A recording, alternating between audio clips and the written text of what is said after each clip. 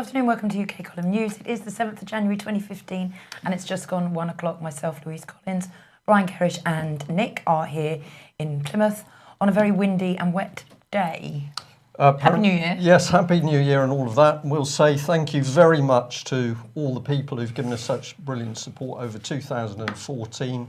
We think 2015 is going to be a critical year for Britain. UK Column is predicting we're going to see all three parties, the Lib Lab Con, effectively working together to collapse democracy in this country. So UK Column is going to be particularly outspoken in 2015. We're going to be analysing what's going on in the political world. And we're going to start today being particularly gritty. On your subject of the weather, well, of course, the weather's a bit gloomy. It's cold. We've got a lot of forecasts for ultra cold weather over weeks. We'll see whether that's true or not. But we'd just like to remind people, of course, that according to the Daily Telegraph in 2014, the weather could be blamed on global warming, which had been caused by beavers and squirrels in the Siberian wastelands. Yeah. So our solution for this was to put Britain's royal family into Siberia, where they could hunt and shoot the beavers and squirrels to their entire satisfaction, thereby solving global warming, bad weather, and of course ridding Britain of a troublesome royal family. So on a little bit of a cynical start to 2015, we're going to announce some changes to UK Column News. And the first thing is that we will be doing a rebroadcast of the daily news at 2100 daily, Monday to Friday. This is to give a set start time, 2100, 9 p.m, that is in the evening. And it means anybody, of course, who can't see us during the day knows that they can sit down at a set time in the evenings to see UK Column News. So please don't waste your time anymore with the BBC. We hope that you'll come to us and be encouraging friends and others to see UK Column live. And subscribe to ukcolumn.org. Indeed. And we'll also give a reminder, we've got a very, very important British Constitution Group conference coming up in Telford. That's the weekend of the 28th of February, 1st of March. We know that there is going to be a major attempt by David Cameron's government to collapse what remains of the British Constitution and indeed the protections of common law. And the conference is going to specifically be talking about these issues with a very firm drive on what we can do to counter it. So what do we regard ourselves? We are, of course, activists. David Cameron has labelled people like UK Column who believe that violence is not the way forward. So Cameron regards us as non-violent activists, very dangerous people. Yes, well, close to domestic terrorists. But of course, we know that the real domestic terrorists in Britain reside in Westminster. So we're going to kick off with just a reminder of the dangers of David, our King Cameron. We make no apologies for bringing this forward once again, because this is the quality of person that's now running Britain. And of course, as we're seeing from mainstream news today, he's having to admit that he has to do what the European Union tell him. He can't change immigration, he can't deal with the budget, he can't deal with this because David Cameron is not in control, the bankers are. So we were asking, is this the most dangerous man in British political history? Of course, he's deflecting all attention from the collapse of UK society and constitutions and economy on the subject of terrorism. We've seen headline after headline talking about this, Britain facing the greatest terrorist threat in history. We see no evidence for this. We've got new laws to confiscate passports. In the last couple of days, it was reported that if people had not paid their TV licence, for example, they could be stopped at airports in trying to travel overseas. And of course, very, very dangerous British politician, Theresa May. She can't deal with child abuse in the country, but she's hot on the heels of solving the world's terrorist problem. Can I just ask, well, I've just spoken to ask, we what should all actually be- can she solve? What has she actually come out and triumphed over? What Nothing. job has she... There's absolutely nothing, is there? No. I can't think of... Revenue and Customs, joke. Customs coming into the country, joke. Child abuse, joke. Well, she has achieved a particularly fine score on her dress code. Remember that she's famed cute, for the yeah. quality of her shoes, her leopard skin jacket. But this is the type of people now governing Britain. We're not making it up. All of this has been reported in the mainstream press. So what sort of thing can these people do? Well, let's come into Exaro, a very interesting news organisation, which we're going to be looking into in some detail. But what has Exaro been reporting? Well, we happen to agree with them on this. They are saying this is about kids being raped by those in power, and that include politicians of all sorts. And that's a quote from an ex-Metropolitan Police officer of 30 years service. Of course, all of this coming out on the background of prolific British paedophile Jimmy Savile, who had free access to the royal family, free access to the government. The Israeli government. The Israeli government, mental hospitals, children's homes. He had a free hand in order to carry out his sordid business. But we are to believe that, of course, the establishment did not know what he was doing. Well, on the other hand, we've got William Hague and others working desperately to dismantle Britain's constitution. So William Hague has now switched from a disastrous foreign policy role to having a look at how our constitution and common law can be broken down. UK column front page inserted there said treason softly spoken, and that is indeed the theme. Meanwhile, of course, Cameron is looking to boost his own image by criticising Putin. Putin is the man causing all of the problems in the world at the moment. And according to Cameron, don't worry what's happening at home in UK, just focus on Putin. Well, we are very interested to hear consistently, I think, that people think Putin is a better premier than Cameron. Perhaps we'll debate that further. But we're going to say until Britain cleans up the filth that inhabits the establishment and Westminster, and indeed the senior echelons of the police, there can be no fairness or justice. I know you're itching to come in, Louise. Right, Let me on. just roll through this because we said we were going to get off to a crunchy start in 2015. So here we are with the Independent headline, Detention, the black hole at the heart of British justice. And they're getting very excited because suspected terrorists can only be held suspected terrorists can only be held for 14 days without charge, yet asylum seekers and migrants can be held indefinitely. Well, of course, holding people is one thing, but of course the other headline has been we are torturing them. The British government has been involved in the torture of people in detention. They have concealed the torture of people. So not only are we holding people who are innocent of crime, holding them indefinitely, the British government involved in torture. And of course, we should look at this in the context of child abuse campaigners like Robert Greene, who's been in prison twice in order to stop him trying to protect children. And of course, he's still currently held under what is effectively house arrest at the whim of the Scottish state. So the mainstream press simply don't want to get to grips with the real issue.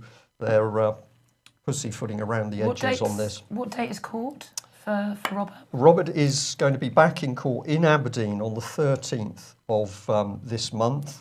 Anybody who's north of the border and would like to go, I know that Robert would appreciate their support, but it is possible that the court hearing could be very short, maybe 10, 15 minutes, and therefore the feeling is that it would be not be cost effective for people to travel huge distances in order to support him. But if you're north of the border or you've got the available time to spend a few minutes in court with Robert, he'd very much like people to be there on the 13th in Aberdeen, and we'll give you more details on that. So, the state of the country is we can't protect our children, and a reminder here, of course, that the Met Police have been calling for child abuse victims to come forward, but of course we know in Ben Fellowes' case, the moment he came forward, he was threatened, victimised, and indeed had family members terrified of the actions of Britain's police forces. So double speak at best, or there's a very dark agenda going on by the Met Police. But here they are with a tweet saying, well, if you've been subjected to abuse, come forward. We want to hear from you.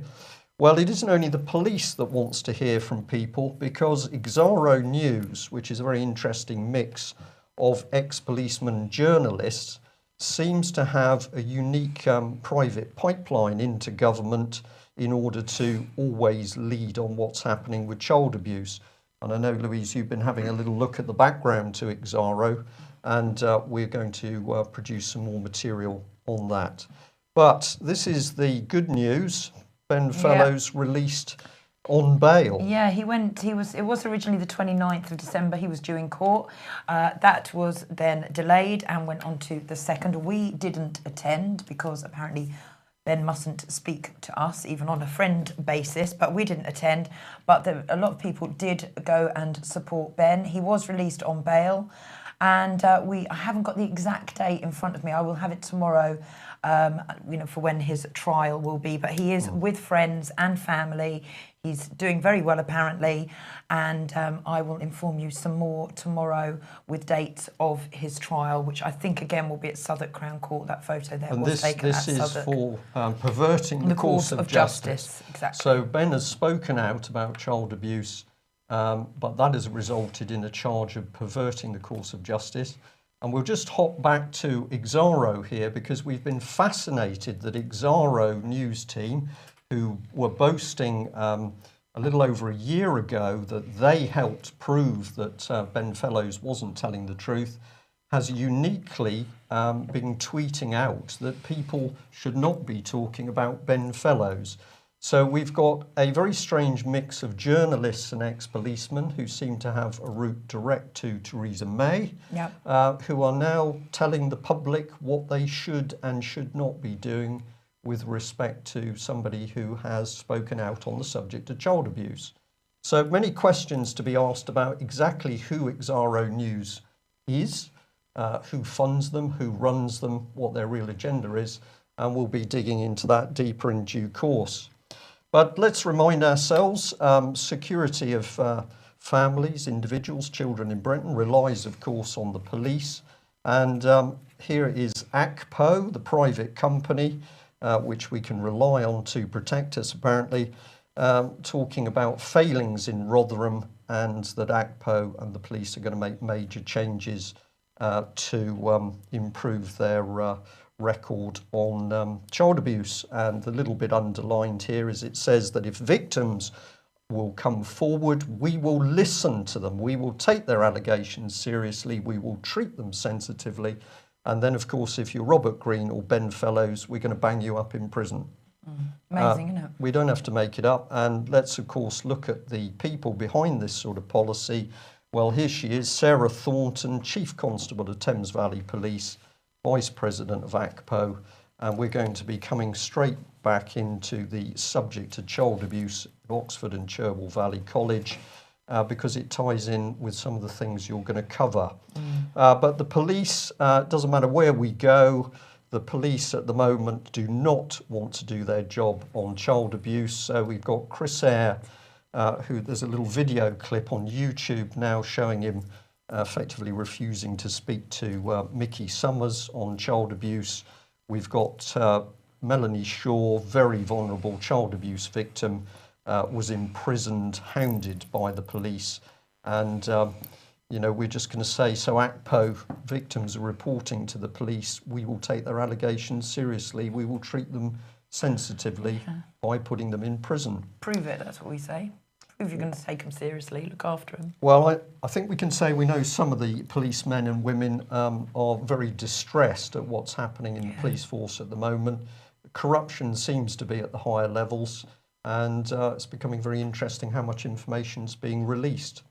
So what does David our King Cameron have to say? Well, basically, as we mentioned last year, he says, I think we should move on from allegations of sexual abuse involving political figures. Nothing to see. We should move on. And inset top right, of course, we've got a picture of David Cameron's centre with convicted and sentenced paedophile and sexual deviant Matthew Byrne, who was, of course, a common purpose future leader. Michael Heseltine is the other man in that photo, and we're captioning it, David Cameron's flawed judgment. No child abuse, nothing to see. So that brings us nicely to a subject I know you're very keen to cover, Louise, which is this man. Yeah. And Prince Indeed. Andrew here also saying he's going to move on after the allegations. Nothing to see. I've done nothing wrong. I'm going to move on and do my job. And of course, he's getting support by this. He is. Boris Gentleman. Johnson yesterday used his LBC radio show to come out in support of Prince Andrew. He told listeners, Prince Andrew, let's be very clear, is a guy that does a huge amount of unsung, unheralded work for this country. People go on about his air miles and so on, but actually I have seen that guy get out there and sell this country to help British firms to get business. So if you're asking me if I have sympathy for him, of course I do. So that's very nice of you, Boris. I'm sure they will be very pleased for your support. Boris declaring the sort of man he is, because of course this is the meat of the whole affair, which is Mr. Epstein. If we can just, thank you, Nick. So we've got a picture here of the Prince with convicted paedophile. This is not a halfway measure. This is the two men together, and of course Prince Andrew supported his friend Mr. Epstein. But we're very interested in what the BBC has been up to, because we're saying that the BBC is already showing its attempt to use professionals to manage public concern at paedophile connections here. So good, solid BBC headline, Prince Andrew's sex case claim denied. And then at the bottom, of course, we ram it home. Buckingham Palace has denied any suggestions of impropriety.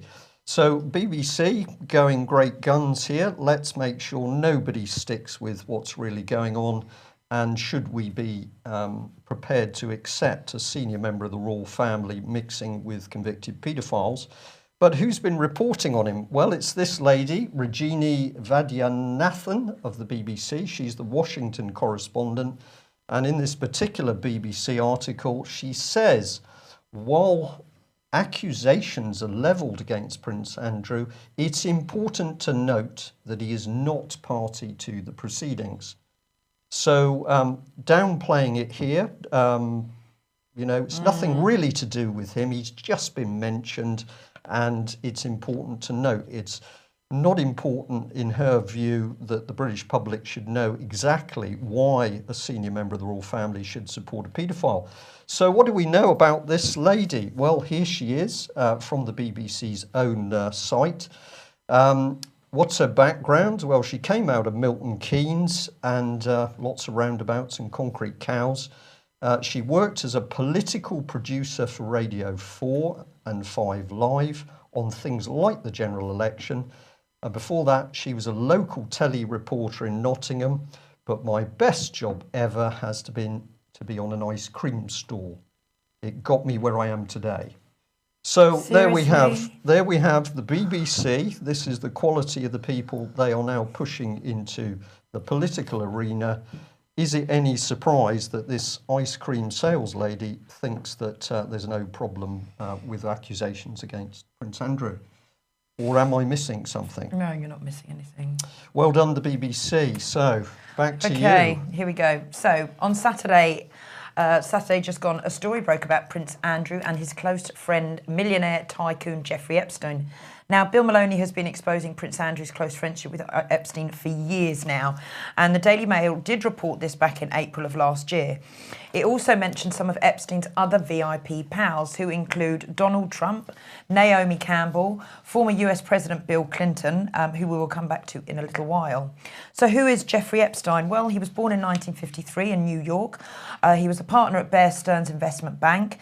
He then formed his own company, J. Epstein and Co., which looked after clients with more than $1 billion net worth. In 2002, he flew Clinton and actors Kevin Spacey and Chris Tucker to Africa in his private 727 jet to promote Clinton's anti-AIDS campaign. His friendship with Andrew goes back many, many years, and the pair have reportedly holidayed together in Thailand and have spent Christmases and many holidays together. He set up a foundation, to fund science research and education around the world, and it was basically focusing on Catholic causes, and it's worth people going and having a little look at that. In March 2005, a woman contacted Palm Beach police saying that her daughter had been taken to Epstein's mansion and paid £300 for stripping for him. Police searched Epstein's home, found photos, phone messages of underage girls. Epstein apparently took a lie detector test and passed the test, and then the case went in front of a grand jury who returned with a single charge of felony solicitation of prostitution. In 2008, he began an 18-month jail sentence and served 13 months in jail. And we can say to people, we've just chosen a bit from Wikipedia here, but if you want to have a look at the background to that lawsuit, this is here. Yeah, you can go and just put a lot of Jeffrey Epstein in, there. absolutely. And in 2010, a former butler of Epstein was actually sentenced to 18 months in prison for trying to sell Epstein's secrets and his diary books. Okay, so that's Epstein. Let's look at some of his highest profile pals. First off, we have Mr. President Clinton. Bill Clinton's name was mentioned 21 times in Epstein's phone book. Lawyers have heard that Billy Boy took a number of trips between 2002 and 2005 to Epstein's Caribbean island, where underage girls were allegedly hidden. Apparently, Clinton cut all ties with Epstein in 2005 when Epstein was first arrested. We're yet to find out if Clinton is going to be called or subpoenaed in court over this. But what I might say to viewers and listeners, it really is worth going and having a look. I think you can find it on YouTube at the Clinton Chronicles. Yeah. And this goes back to the 80s when Clinton was waiting to get in power. And a lot is exposed in that video. And I think, as I say, you can find it on YouTube, and it is the Clinton Chronicles. So have a look at that and then tie in the thoughts of what's been reported and his closeness with Epstein, and then come to your own conclusions on that. Okay, so media reports are actually already warning that Clinton's connections to Epstein could hamper her presidential hopes. So we have to wait and see if it's going to his friendship with Epstein is going to cause her any problems in 2016. There's some very interesting things at work here, isn't there? Because apart from anything else, we could say that we're watching the constitution being collapsed in this country. We're breaking up Scotland. We're breaking up the Union. Sorry, we're breaking up the Union, breaking away Scotland. We've got public confidence in MPs, expenses, fiddling, scandals, paedophile activity. And now we've got the royal family brought in this as well. So the NHS collapsing, confidence in the police collapsing. We are saying this is deliberate, this is being engineered. These people have been on a fishing hook, a baited hook for many years. And now what they're doing is taking the lid off, exposing these people. What is it producing? It's collapsing confidence. I want to make a comment after I've just put. We're going to talk a little bit about Prince Andrew and his friendship with Epstein. Everyone already knows that Andrew and Epstein are friends, and how he has been implicated in this scandal. Virginia Roberts claims that she had sex with Prince Andrew on 3 occasions, and according to Miss Roberts, there were many videos which were actually filmed by Epstein. We must also keep in mind that Epstein gave Sarah Ferguson, £15,000 also to pay off some of her debts as well. So we need to keep that in mind. So let's talk about some of the girls who've been implicated in this. They're reportedly being very nervous when questioned by police, and questions are being asked on whether witnesses have already been tampered with. And when girls are being questioned, they are asking to use their Fifth Amendment, which is the right to stay silent. And one of the girls has come out and said Epstein gave generous gifts, cash gifts, and assured them with promises that he would look after them if they remained silent over these claims. And I need to say, so this makes sense actually, doesn't it? That we've got something grubby going on, and what's everybody's being told? Keep your mouth shut. We're paying you. Yeah. You just keep quiet. Just use your rights. One of the papers reported that Epstein was interested in what sexual services girls were providing. He wanted to know the details, and as somebody said to me recently, well, that's classic blackmailers. Trick, isn't it? You want to know all the dirty little secrets because those could be used later. So was Prince Andrew reeled in? Well, I'm just putting this out there. I'm not saying it's got truth, and I'm sure this girl's telling the truth. I'm just throwing it in the bin. What if this turns out it's going to be all through the papers, everything, and it's going to turn out for some reason it's all rubbish? Yeah. And then we can dismiss the whole issue. Dismiss any genuine kids who are coming forward with evidence. We saw this with the whole Cliff Richard thing. The BBC was there, and it turned out the whole public ended up turning on poor old Cliff Richard because the BBC have, taken away his rights to privacy, and they've bombarded his home, and this was all a setup. So could this be used to collapse the case against the royal family? Because we are having reports that there's paedophiles and kids are being butlers taken, and butlers and all sorts being taken in, and children being taken into Buckingham Palace. So could this be a way? It's probably not, and it's all probably going straight on. But playing devil's advocate, what if? I think it's a good thing, and I think really we've got to say to people, we all need to be pretty discerning as to what is actually happening at each stage. Is the child abuse going on? Without question, it's on a massive scale. It's a sport, particularly of the rich and famous, because they can buy the children. They've got the money. Interesting thought. Can we put this slide? And I've got to thank a dear friend of mine, David. He produces some fantastic pictures, and he put together this. I don't know when it was, the day or so ago. And this here is showing a lot of people who've come out in the past in support of Epstein. So there you have, we have Bill Clinton up the top. Then we have the chief executive of Bear Stearns, Jimmy, what's his name, Kane? Jimmy Kane. Jimmy Kane. Basically, the text is a little bit small. We had to use the graphic as it stood, but they're all saying nice things. So Bill Clinton, Jeffrey is both a highly successful financier and a commercial philanthropist. So he's a great guy. He's a really nice guy. And Duchess of York, well, she likes him because he lent her a little bit of money. Yep. Which, Donald Trump down the bottom there, bottom right. What's he saying? That's a little bit tricky for me with these spectacles, but I won't be caught out tomorrow.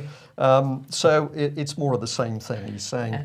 Unfortunately, Louise, I can't read that. No, neither can I. My eyes. There we are. So limitation. Yeah. We're still Here we not have up a lot to of supporters out there for Epstein. Now, Zara Phillips was on a equestrian event, show jumping event in Australia, and got rather embarrassed when reporters started asking questions about Andrew. Apparently, she stuttered quite a bit and said, "I'm not going to answer that," and quickly her PR team jumped in and saved the day for less embarrassing questions. Well, I can imagine that it's going to put the cat amongst the royal. You'd think so, yeah. Yeah. And here is basically, again, the girls who have been told to keep silence, use their Fifth Amendment, and not to speak to the public.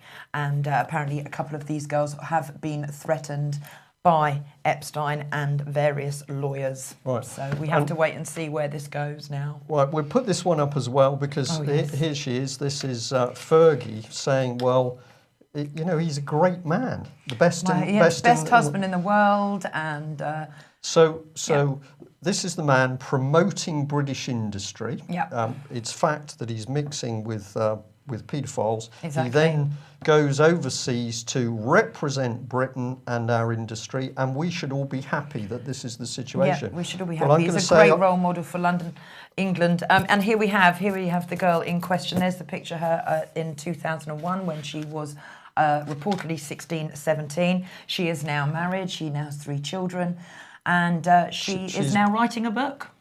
She's a pretty She lives in brave Australia. lady, She or is very very brave. stupid, because she's taking on a monster. I think bravery. I wouldn't call her stupid. If it's all legitimate and all goes through, I think she's very, very brave. So Right. well done.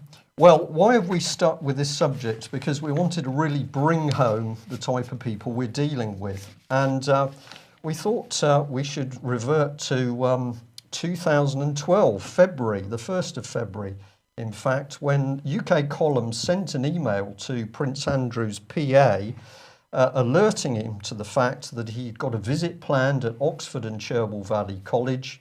And at that time, we were already deep into investigation of serious sexual and physical abuse of youngsters at the college.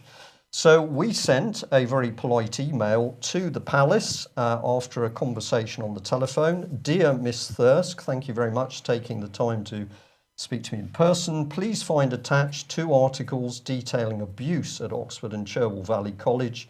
Together with other very concerned members of the public, I'm working to expose and bring to justice those involved in the abuse of young people and covering up such abuse. We've been shocked at what's emerged. All of our work to date is evidence-based, and we're working with some of the young victims in person. These are not odd isolated incidents, but a series involving connected abusers over a protracted period of time. The cover-up has been orchestrated in view of the background of abuse of students at OCVC, as highlighted in these articles. And since there is now an investigation of sorts underway, I felt that His Royal Highness the Duke of York may wish to be alerted to this fact. So here is the man himself, Prince Andrew. He was sent the detailed articles. He was given the opportunity to discuss with us our concerns Absolutely. about the abuse of youngsters at Oxford and Cherwell Valley College. What did he do? Well, absolutely nothing. There was silence. There was no further contact from the Duke of York himself or his PA or Buckingham Palace or their media team. There was a wall of silence. And what did the royal member go and do? Well, he went and visited the very workshops at Oxford and Cherwell Valley College where the serious abuse had taken place. And this is a report a couple of days after the visit in 2012, showing the Duke of York circled left next to Sally Dicketts, the principal of Oxford and Cherwell Valley College. And of course, this was the lady in post, during which time the college did everything it could to ensure that victims were silenced and members of staff who had been abusing youngsters were protected. So it's no good reporting child abuse to the royal family because they don't want to know, basically, and they certainly don't want it to interfere with their duties. This was an Oxford Mail report from 2010.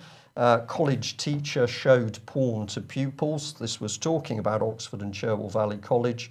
The UK column got into the whole affair in great detail because some of these youngsters were so damaged by the horrific violence and sadomasochistic pornography they were shown that they are still mentally disturbed by what actually took place at that college.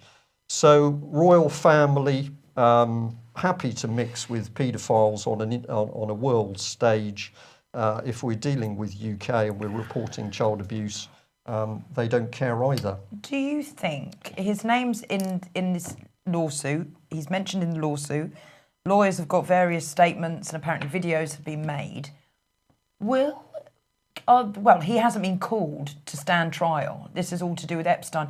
Do you think after all these, if it all gets released in court, in public, will American law officials then call Andrew in and start taking proceedings against him if the evidence comes out? What do you think? What can you see happening from this? one of the things I can see happening is that I think that on the American side, there are many Americans who really don't rate Britain's royal family. They're not intimidated by them. So I could see legal teams in America saying we're going to have a go. But I think at a political level, you're going to see the British government, if it's prepared to cover up torture, if it's prepared to cover up the abuse of children within the system on a massive scale, we are going to see the British government, Labour, Lib Dem, Conservative, working with Obama to squash this, because you don't want these people appearing. This is the game of the elite. We're now starting to sense what's going on. But we're not going to say that, of course, it's only those at the top of the tree that are causing the problem. We'd also like to point out that at the time we tried to get help to expose what was happening with the abuse at Oxford and Cherwell Valley College. We also sent a copy of our articles to Councillor Keith Mitchell, who was the then leader of Oxford Council, a Conservative, of course. This is an email that he sent back. If you can make it out on screen there, the subject was "Your Rag." So this man was sent a detailed article talking about a very serious subject, child abuse at Oxford and Cherwell Valley College, and he sends back the subject "Your Rag." This is part of what he said in his email. He didn't believe. It says, "I do not believe everything I read. Consequently, I sent your publication to the principal of Oxford and Cherwell Valley College, an institution for which I have considerable respect and whose pastoral care is generally of a high quality. I leave her to brief me as she feels appropriate. I know she will take seriously something that may circulate widely and might be believed unquestionably in some quarters." So the material that was sent to this man, he simply passes back to the organisation that was involved in the cover-up, and he callously describes the articles as coming out of a rag. Nice guy. Nice man. Doesn't even want to look into it. Doesn't want to look into it, never did look into it properly. If you'd like to learn more about Mr. Mitchell, just have a look at his Facebook page. And I think that's Twitter, actually. It's got a little bird. If you see little birds... That's Twitter. Yeah. I promise to get better on this in due course. So just to ensure that the other parties are not left out, we'd just like to say that, of course, the electioneering has already started. David Cameron was on the case shortly after Christmas. Even some of the mainstream papers picked up the desperation in David Cameron that he's got to move towards the election. But we've also got trouble in the Lib Dems, because all of a sudden they've discovered that Nick Clegg has really dissolved their party. Yeah. He's got himself into power, Deputy Prime Minister unelected, and what's he been doing? Dismantling the Lib Dem party, and they're now discovering that they actually haven't got enough candidates for the seats. But of course, this is the agenda we think is going on. Collapse all of the three parties and aim for a coalition. I think we should start calling him Desperate Dave. I think we should. Desperate Dave rather than King David. Yeah, just a little reminder that Prime Minister, of course, is Witney constituency. That is right next door to Oxford and Cherwell Valley College. So David Cameron certainly didn't get involved or had any help. His deputy Prime Minister. Did we get any comment from Number 10 regarding Oxford and Cherwell at all? No, a deathly silence. And The Guardian here telling us a little bit more about what has really started to gather momentum. We've got people being imprisoned on no charges. If you're an asylum seeker, you can be held indefinitely. We're now destroying documents. We've seen the Labour Party, Conservative Party destroy documents. Guardian here picking up on documents the government doesn't want you to see. So the 30-year rule being used. They're talking about nuclear tests, GCHQ and the Falklands War. We're saying, well, okay, but what about the fact that we've got the records of children's homes simply being banned for 75 years. And missing dossiers that suddenly vanish into thin air. So if you want to look at a dictatorship, and of course at the moment this government's trying to sneer at North Korea, We've got Cameron's own Conservative Party destroying their pre-election material so that we can't see the scam of their promises. Meanwhile, they point a finger at North Korea. Well, a few minutes remaining of our news today. Our message for this opening programme of 2015 is very clear that this country is in deep trouble because we are being governed, ruled by people who include, or a body of people who include criminals and paedophiles, not to mention cheats, liars and expense fiddlers. And until these people are gently removed from Westminster, we are not going to be able to restore proper morality, confidence, common law and justice in this country. So a massive task for the public in 2015. Understanding how it's being done is a key part of that. We'll end on a serious note, and that is that there was an incident took place around the UK column offices in the last 24 hours, and a substantial drone made a forced landing at a location fairly close to our Scott Road offices. We've got a picture here. Nick Green was able to take this with a pretty phenomenal telephoto lens. We understand this is a GCHQ Cobra drone. It landed on a hill. You can see the drone perched on the hilltop there. This is adjacent to the UK column offices. The reason for the unscheduled landing is not fully known, but may have been caused by an onboard fault. GCHQ and the Ministry of Defence have both declined to comment. The drone was later taken away by armed police supported by special forces and men in black. But we're pleased to say that nobody was hurt in the incident. So there we are. It's not all bad news. The drones are clearly not reliable. It may just have been a battery problem, but we'll look into that. And there we are. See you tomorrow. Join us tomorrow. And 9 o'clock tonight for the rerun of this show, if anyone has missed the start. Well done. Okay. Thank you. Bye-bye. Bye.